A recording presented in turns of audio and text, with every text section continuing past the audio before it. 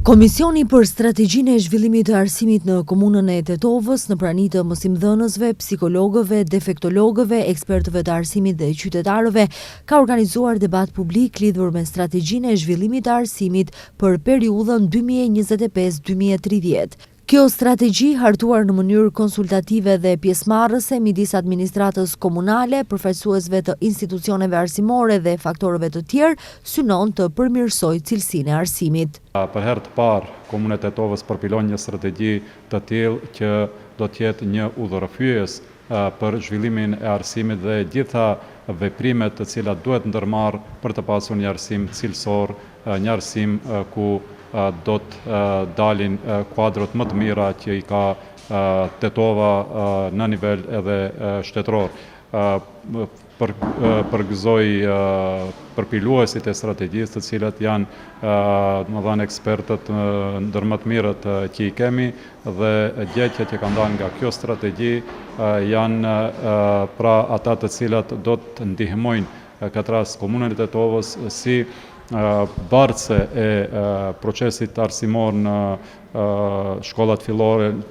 parashkollor, shkollat fillore dhe të mesme, në krijimin e kushteve më të mira në gjithë këto shkolla, dhe këtu duke nisur edhe nga mundësitë hapësinore të ndërtimit të objekteve të reja shkollore, të zgjerimit të objekteve, hapësirave ekzistuese të objekteve të shkollave ekzistuese,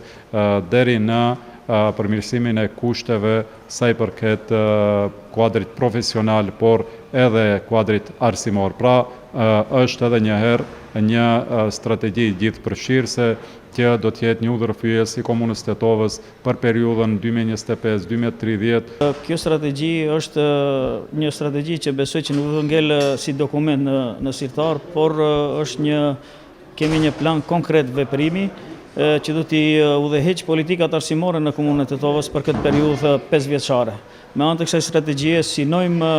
përmirësimin e cilësisë së arsimit, zhvillimin e arsimit gjithëpërfshirës, përmirësimin ose zhvillimin e stafit arsimor, po ashtu edhe që është edhe një ndër çështjet kryesore është edhe modernizimin e infrastrukturës shkollore, si dhe përgatitjen e nxënësve për tregun e punës apo për